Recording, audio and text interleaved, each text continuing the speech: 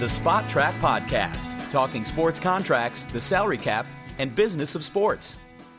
Well, welcome to the SpotTrack.com podcast. I'm Kevin Sylvester along with Paul Peck from BuffaloSportsPage.com and the founder of SpotTrack.com and Media Megastar, Mike Giannetti here. Absolutely Media Megastar. Yeah, if you missed it, there's a great feature on Mike and SpotTrack in the Buffalo News. You may have to subscribe to get it. Maybe we'll try to grab the rights for that, Mike, so we can put it on your website for it. But a nice piece on you, so congratulations on that. And by the way, Mike, thank you for giving me an idea based on last week's conversation about Mike Trout that I kind of turned into a story on Buffalo Sports Page, Nice. sort of asking people who they thought the greatest baseball player of all time was. And it generated some nice responses, typical of kind of what you'd think. A lot of Babe Ruths, a little bit of Willie Mays, a little bit of Hank Aaron, but it was a cool thing to think about based on our conversation. I think what's neat is that, it's not just a clickbait story. I mean, he's legitimately in the conversation, and he's only 6 years into his career, so it's really neat. Yeah, I've done some follow-up work on that too, and we're going to have to circle back to him eventually here because the numbers are not going away, and he is going to get paid soon, and that's going to be a fun conversation. By the way, Babe Ruth, though, has the longest-running candy bar. And Very nice. Probably the best. The Reggie bar was pretty good. The Reggie bar Remember was the Reggie very bar? good. I don't know why. I'll never forget the day when they handed them out free at Yankee Stadium. Reggie homered, and people showered the field with Reggie bars, and the game was delayed like half an hour while they scooped them all up. We don't see that stuff anymore. No, we don't see like food products attached to athletes anymore. Well, you had the run in football, right? Flutie Flakes, Yeah. Buffalo, Pittsburgh. Yeah, like pickles and mustard and ketchup and didn't Roethlisberger have something in Pittsburgh or whatever? All hamburgers, right? I think I heard that too. Yeah. Burgers, but yeah. So we don't see it on a national scale anymore. Maybe Trout will bring. Maybe he'll get some canned fish. Yeah, I'm gonna guess he's already turned that down. Mike, look it. We know your name's Trout, but we want to do sardines, okay? But Not sure there's a lot of money in the canned fish endorsement market. All right. But why aren't there any LeBron cereals out there? I mean, he's been on a box of Wheaties. Maybe that's the new endorsement, going with traditional products here, but gives us a nice segue into the NBA. Well, he can buy Kellogg's and come up with one of them on his own, basically. Yeah, let's segue here to NBA free agency with LeBron, obviously, because I think the most surprising thing isn't that he went to the Lakers, right? It's that he signed a 4-year max contract with the Lakers, which essentially could be signifying the end of his career here. This could be it. So yeah, we're talking about what he can buy. He's cashed in big out there, and we'll get to the team building part of this, I think, in a few minutes here, but. Yeah, he's locked in for $153 million over 4 years, which means over $300 million in career earnings, which means greatest all time by a lot. So all of those buttons have been pushed. He's sort of supplanted what's going to happen with him till age 38. Yeah, you thought it was going to be a shorter term. I did, just for flexibility. Well, purposes. he's done that over and over now, and most of the stars have done that over and over now. So that's been the trend. So he's bucked it, and I think he's bucked it because he's sick of the decisions, don't you think? Doesn't it feel like, this happened so quickly. It was right on par with what everybody was assuming. It just seemed like he was just, let's do this, let's get this over with, let's lock this in and not think about it, because he's probably got a bigger life out there to make decisions about, right? It seems like the movies and stuff are going to become the forefront sooner than later here. Well, yeah, there's a Hollywood aspect of it. Yeah. There's his kids aspect of it, right? The family, they had a house there. It was either there or Cleveland, right, where they were going to be, and his son's high school basketball. And if I heard this right, it's quite a team they're going to have, right? It's LeBron's kid, Kenyon Martin's kid. Yeah, did you hear that? Pippen's kid. Yeah. Like, if you're the other two kids in the starting lineup, you're not even going to see the ball. I think there's going to be more James basketball in our future in terms of the NBA, because I've seen some Instagram of that kid, and yeah, you're talking the team. Can you start working on the I'm not generational earnings? Projecting. I'm throwing this completely blind at you. Off the top of your head, probably the Currys, right? What father-son combination have earned the most money in NBA history? Is there another father-son combo that jumps out at everybody? Sure, I'll give you one. I bet you Tim Hardaway made more money there you go. than Del Curry, so the Hardaways probably that's a good point. Would be the two right now. But if you want to do total contract years, the Barrys, but the money wouldn't be there with the Barrys. No. So right now it's got to be the Hardaways, and then we'll have to wait and see. But way to put pressure on the kid, Paul. Like I'm doing it. That's a great question across the board, though, because you've got the Griffeys and things like that. That's a nice little piece we'll have to look into. There you go. Yeah, that's a nice one. Going on it. That's actually it's kind of a fun thing to think about. Yeah. And you could do brothers, and you could do generations, father sons. The interesting thing about LeBron going to LA, like the backlash in Cleveland, there really wasn't any backlash in Cleveland because he brought them a title. And good for Cleveland, by the way. I'm not that I'm saying I'm happy that he left, but good for the way their fans handled this. Well, I don't think the owner handled things fantastically at all, even before he made the decision. So he kind of shooed him out the door. Like, hey, it's probably it's got to be one of the big reasons he's left in the first place. Is that just was getting uglier and uglier, and boy, that team though now. Whew. Yeah. I mean, talk about just a mess with the cap, a mess on the court. So there are tough times. I saw a cousin who lives in Columbus, and he just said, "Well, now I can go to Cavs games because the prices won't be so high." There you go. Because plenty of seats available. Yeah, LeBron won't be there, and there won't be the demand for tickets to go see LeBron James. Many thought Paul George was going to join LeBron, but he opted to stay in Oklahoma City. And with that signing, and they made at least one other, puts them $300 million, the Thunder, next year? It is, but they were there for a while, but they bought out. They're going to buy out Carmelo Anthony, which there's talk he may go to LA. LA or Houston. I would lean towards Houston with Carmelo just because of the better fit in terms of what they need there. But yeah, Oklahoma City is a dark horse, ridiculous situation. I mean, it's L.A. and we were worried about these super teams, right? And we were sort of planning for this big pile of money to be thrown around. And we all sort of missed how bad the Oklahoma City Thunder situation was getting. And it got really bad. It got historically bad.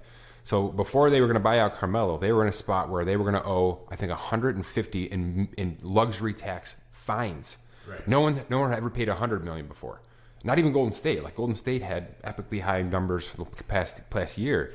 But that's how bad OKC's cap situation was. They were $150 million over the allotted luxury budget. So they're going to save a bunch of that. They're going to save about $90 million with that by buying out Carmelo Anthony. That's how big Carmelo Anthony's contract is in terms of luxury tax. So big save there. But what does it say for your team building that you're buying this guy out a year after getting him, and he was an absolute bust?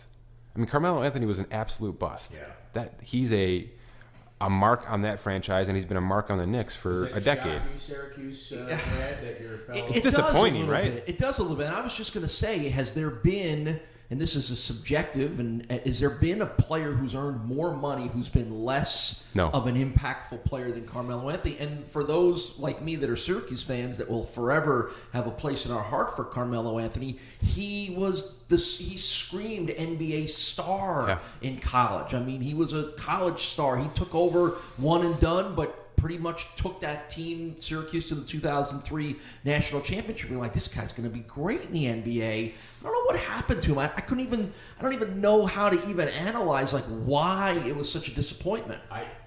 My opinion is style of play, where he came in, he was good initially with the Jazz, right? Denver the Denver Nuggets. Yeah. Denver and Utah, same places. I'm kidding, folks out there. But with the Nuggets, unless you want to order a beer. No, he can't. That's also true, or something more in Denver.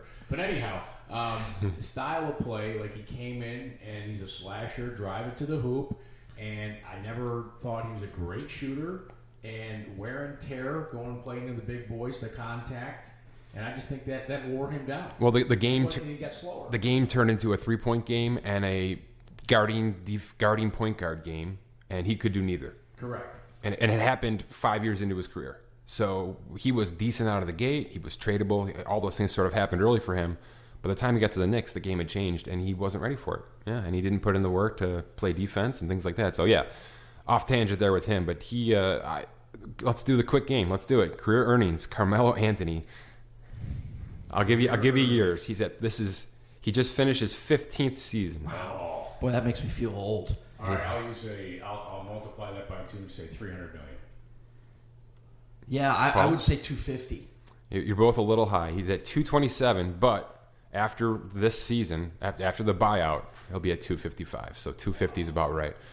16 seasons, $255 million. And again, the results are just not there. Not either, there. You know, Well, so he'd be bought out by Oklahoma City. Mm-hmm. Another surprise in the NBA, and people were up in arms about this one, right?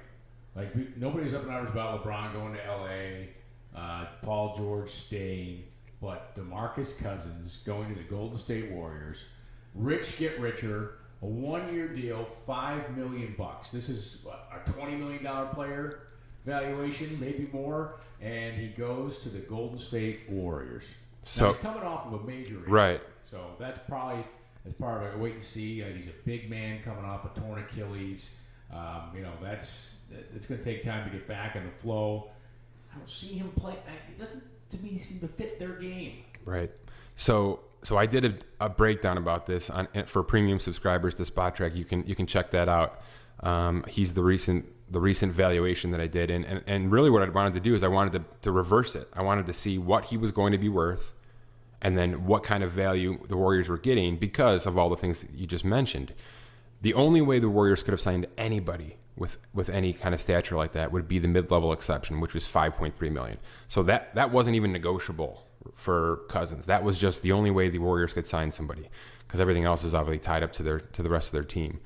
Boogie Cousins valued at about $25.8 million, all right, based on his last 2 years, which have been phenomenal and sort of under the radar, because this is a guy that had a little bit of a Carmelo Anthony sense to him, right? Yes. He took some nights off. He had some red flags, things like that. He's been great. And before that injury, he was going to max out. I mean, he was going to be a huge, huge contract. Right. So obviously with that injury, New Orleans continued to play well. He sort of played himself out of that team.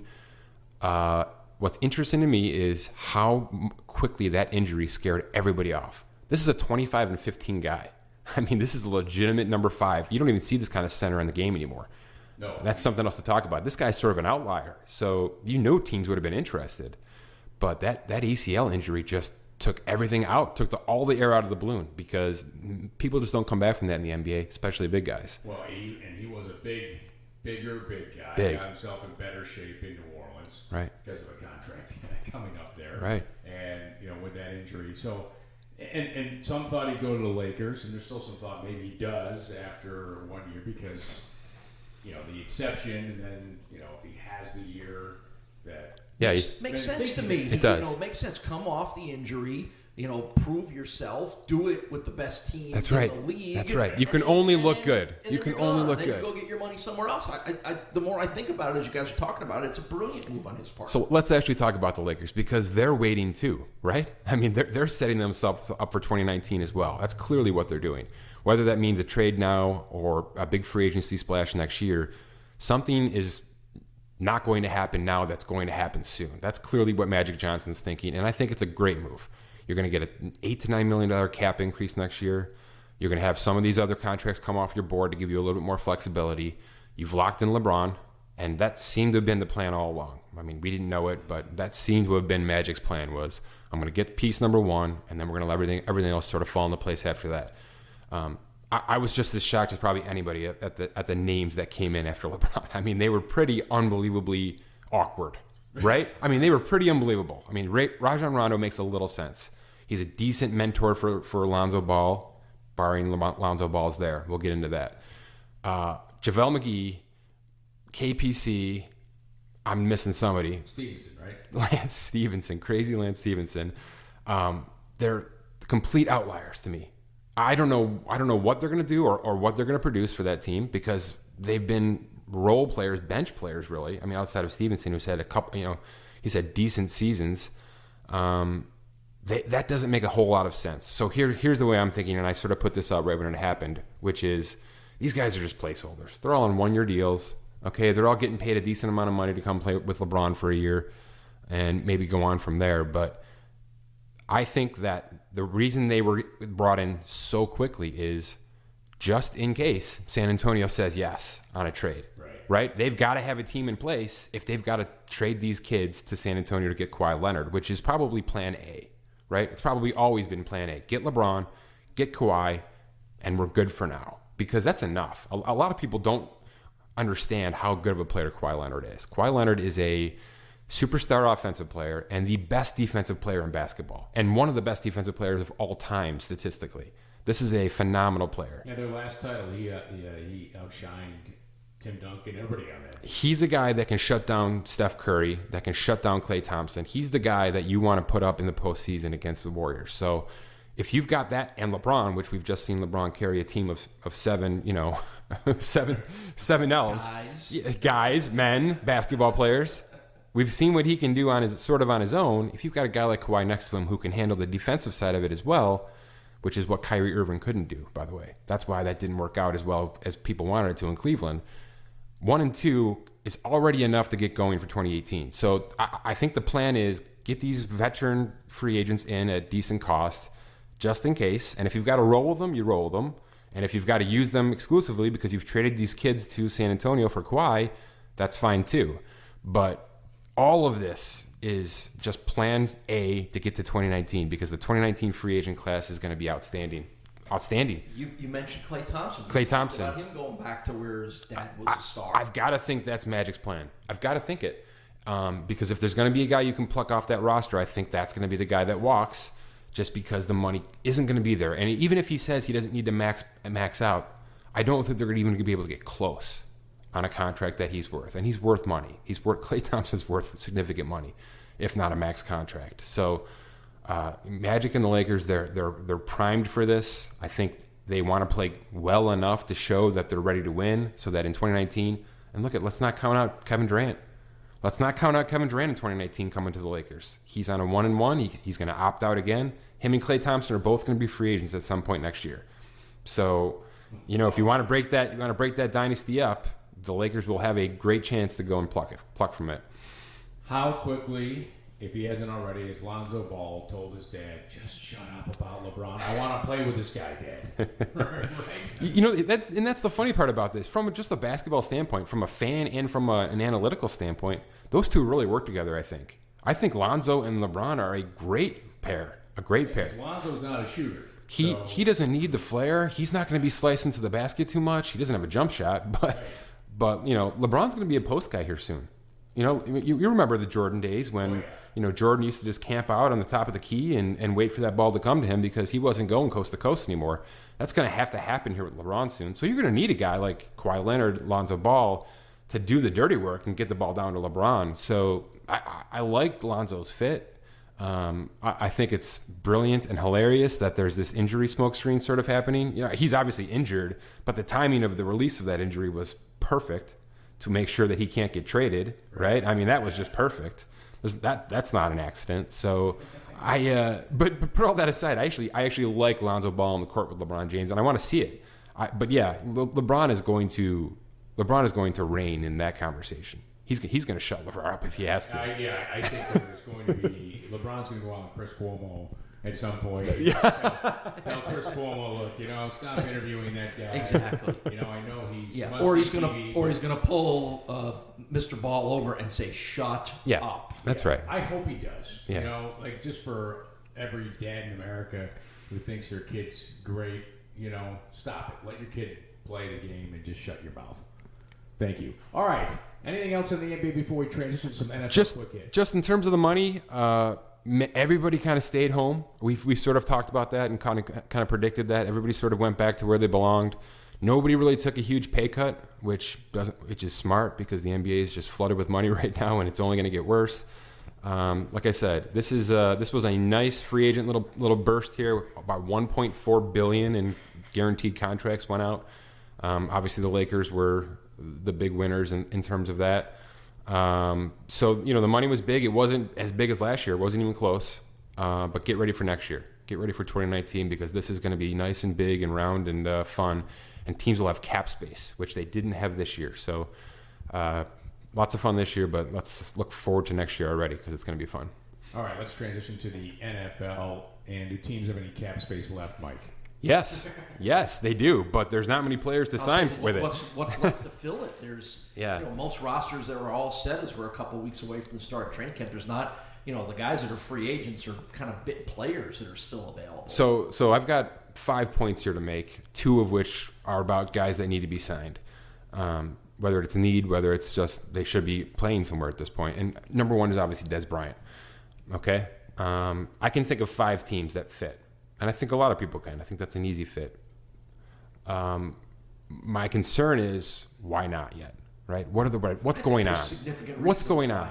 But let's hear him, Paul. Let's hear. I think he's not the same player. Sure. That, again, we think of him. It's the cowboy influence. You think these guys are great. He's not great anymore. He's a very limited wide receiver. He's a throw it up and muscle you out of the way guy. Can't get downfield. I don't think he was ever a great route runner. Yeah. So I think there's parts of his game. I think there's parts of his personality that some teams don't want to be anywhere near. Because I think he's one of these guys who doesn't realize he's not the same player anymore. He still thinks he's the number 1 guy, star, toast of the town. So I think teams are hesitant to want to bring this guy in to make him their number 2 or 3 receiver and are worried that he's going to struggle with that. And I think just his personality. I mean, how many sideline blow-ups have we seen from, and again, that's also a product of being a cowboy and having a camera on you all the time, because there's plenty of wide receivers that do that don't get the attention that he does. But, I think there's a lot of teams with young quarterbacks that might make sense for him, or frankly, a Green Bay with a veteran quarterback, and Aaron Rodgers, not to put words in his mouth, may say, I don't want to deal with that. I don't want to deal with everything that goes along with dealing with Dez Bryant. I think there's literally some of that. I also think this is on Dez Bryant's side right now. Yeah.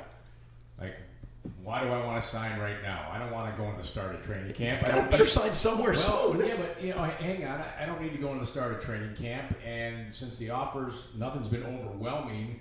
The longer he waits, the more money he's going to get, because there'll be some injury. There'll be some team that realizes, we really need this guy.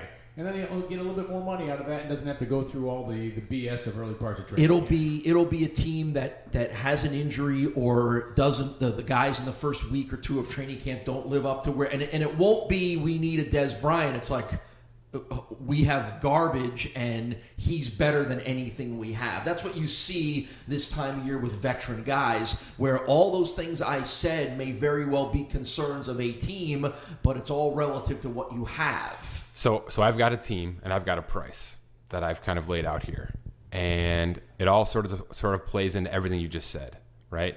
For me, it's the Washington Redskins. It's a team that made their big splash with the quarterback, and once you do that, you've got to go. And they are 4th in that division right now. Still, Eagles are better, Giants are better, Cowboys are probably better. It's close, but they're probably better. So they paid $40 million guaranteed for Alex Smith, and they're the worst team in the division right now.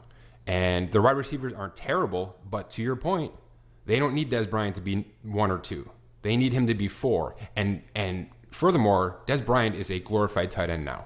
Yeah, it's a great way to put it. He is a go get me a first down and get me a touchdown in the red zone. And in terms of the Redskins tight ends, look at it's Vernon Davis and Jordan Reed, age and injury, right? Reed can't stay healthy. They need backup plan there. So if it's $5 million for 1 year on Dez Bryant in Washington, a spot where emotionally he will love it. Note the division. Right? He will love it emotionally. To me, that's the perfect fit. So that's you. I think you just as always you've dialed this down and made it make perfect sense. Yeah. And again, if you recall, one of the very first things that Dez Bryant said upon his release was, "I want to sign with an NFC East team." Yeah, I think he was thinking the Giants, and then I think he realized the Giants really didn't want him that much because there's bigger fish to fry in New York right now. Anybody other than Dez? Yeah, so I think the next player is a running back. I think it's DeMarco Murray. I think DeMarco Murray should be signed right now. I know it's a running back, and I know he's older, and we've sort of seen that fall off the cliff in recent years. But this is a guy that's extremely serviceable both in the passing game and in the running game. He has shown he can take a hit. I mean, he's had minor injuries that have kept him out a little bit, and he's also shown he can play with another running back. He doesn't have to be the guy anymore, which is extremely important right now when teams are building for depth. I like him in Indianapolis. I like him on a team that is going to need the transition to the running game big time if they're bringing back Andrew Luck. They can't have Andrew Luck throwing 50 balls a game anymore. Even if he's 100% healthy, they've got to protect him. They haven't done so ever since he comes to the league. So they did a decent job with Frank Gore the past 2 seasons. I think it's a similar fit, but I think Murray's a better pass catcher out of the backfield, which they're going to need to do that kind of stuff to keep the game simpler out there. Robert Turbin was kind of signed to be that basher guy, that in between the tackles running back. He's out 4 games with a suspension for drugs. So they've got a need, they've got a hole, and they've got to change their game plan to be a little bit more run friendly. And it's not going to cost them much of anything. Look, this is a late season running back, 30 years old. Maybe $3 million a year, maybe 2 for $6 with the first year guaranteed. I think there's a few teams probably looking at DeMarco Murray right now, like the Broncos. Maybe even the Green Bay Packers. They've got a similar situation, not much running game. Aaron Jones just got popped. Suspension, I just saw that. Similar, really similar. So that's on the radar too. But I think Indy's a good fit because if Murray's back to old form, he's going to get all the carries. He's going to take over Marlon Mack, Robert Turbin, all these guys, and sort of run with this. So he's got a chance to be a legitimate starter there. So to me, that's the fit. That's a player I think needs to be signed. I think everybody thought you'd say the Patriots, but they already have 57 running backs. Yeah, they're going to cut 3 before they sign 1. Exactly. All right, so we have Bryant, Murray, anybody else still floating out there? Let's flip the switch a little. I've got a trade and I've got a release. Awesome. Which one you want to start with? Trade. Trade's local. Trade is local. I am putting it on the Bills to admit that they are in a bridge year, that they are not going to win 12 games or 5. And Vegas over-under is 6.5. Yeah, we'll see. I just saw that yesterday. We'll see. That, by the way. And really, if they own it, going shady here? If they own it, I'm not going shady. All right. I'm off the shady train because I just think they understand that he is in a perfect spot, right? And if he's the guy, look, he doesn't have to be done after this year, LaShawn McCoy. He's one of those outliers, similar to DeMarco Murray, but even with more production, right?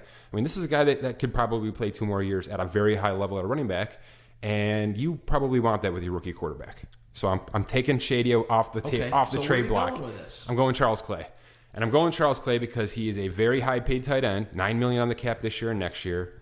He hasn't been a bust. He's been a decent acquisition for the Bills. He hasn't lived up to what they paid to get him, but he's been a good, solid player. His average is about 50 catches a year. Yeah. Which is surprising because they had a quarterback who was not very good at throwing over the middle. That's right. So he's certainly showed he can do it. And there's a team out there right now that is ready to win, that needs a tight end very badly, and it's the Los Angeles Chargers. Look, if you haven't looked at the roster of the Los Angeles Chargers and you haven't looked at their stats last year, offensive and defensive, top 5 in both. All right, it's unbelievable they didn't win more games. All right, they won 10, which a lot of people were surprised about. They should have won 12. Yes, it was total anomalies that kept this team from being a 12-win team. They are ready to win, and Antonio Gates is 50 years old and probably isn't coming back. Hunter Henry is out for the year. And Hunter Henry's injured. Who was the starter? Did they re-sign Gates or I don't think it's happened officially yet. They're trying, I believe. But this is a better move. This is a better move. Give up something and get arguably a top 5 tight end, and they get him at $4.5 million this year and next year. I mean, that's peanuts. The Bills would eat $4.5 million of dead cap this and next year, so that's not great. But they saved $4.5 million doing it. So the money's right. I think that's a good fit for Phillip Rivers out there, and they're ready to win. So I think that's the move that needs to happen. At least from the Buffalo perspective, they're so bereft of receiving threats. To take Clay out of the mix makes it even worse. But to your point, they'll understand that he is. If he's not going to be here next year, better this year. If he's not going to be here next year, he shouldn't be here this year. That's the thinking. All right, the release. The release. It's an easy one. It's got to be Teddy Bridgewater. Have you even heard his name in the last 2 months? Right. I do recall hearing some things that people were that he looked very good, and that probably because they're trying to trade him, right? Could very well be, yes. But there were some very positive reports from minicamp and OTAs that he looked very good, but it's just far too clogged a position in the world of the NFL. You look good in minicamp. Hey, thank you very much. You've got McCown guaranteed $10 million, and you've got Darnold guaranteed $30 million. I don't think there's anything else. We don't need to go any farther. Right. I mean, you can save $5 million by releasing Teddy Bridgewater or trading him. So are they just waiting to see who's going to need him the most, much like our Des Bryant conversation? My guess is they run with him a lot in training camp and in preseason for a little showcase and try to get some a trade piece back from him. And if not, they're just going to outright release him at last cuts. But he's definitely on the bubble, harshly on the bubble at this point, just because of the standing right now. All right, Mike, final thing. You mentioned before that you broke down a contract in your premium subscription service. Tell everybody what that's about, SpotTrack.com. Right, so we're slowly but surely trying to ramp up these premium tools, and one of the ways we're doing it is with a separate podcast that I'm hosting called the Project Sum. Where Wait a second, he didn't tell us. Hey, what's this now? You're still both under contract, don't worry. Compete agreement here. Basically, it's just me talking for about 25 minutes about a singular player. I pick a player, and I evaluate the heck out of that player, statistically, financially, where they kind of rank in the market, what's their market value, what kind of contract are they projected to get, where might they end up, those kind of things. I've done 3 of them so far. I'm going to keep doing them until I'm blue in the face. I'm going to try to get 50 throughout a year. I'm trying to get 1 a week if possible. But we've started with 3. I started with Aaron Rodgers, I started with Bryce Harper, and Boogie Cousins. So I've taken all those players and evaluated their value and kind of figured out what might be in their immediate future for a contract, and we're going to keep doing that. And anybody who has got suggestions, please reach out at SpotTrack on Twitter. All right, so make sure you check out the premium subscription to SpotTrack.com. Make sure you get the app on your iPhone, and if you listen to us in iTunes, be sure to rate us and do it favorably. All right, for Paul Peck, Mike Giannetti, I'm Kevin Sylvester. Thanks for listening to the SpotTrack.com podcast.